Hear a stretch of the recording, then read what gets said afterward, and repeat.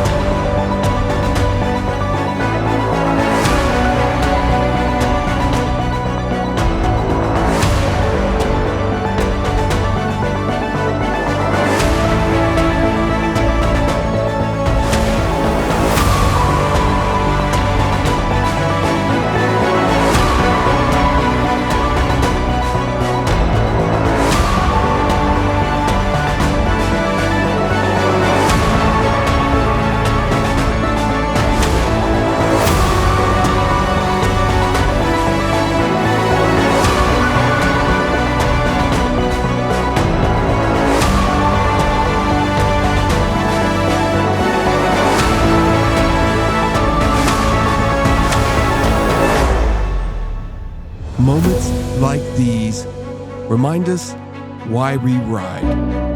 It's not just the road, it's who we share it with.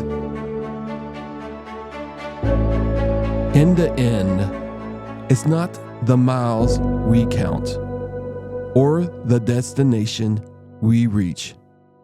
It's the family we find on the road and the memories we create together. This is why we ride.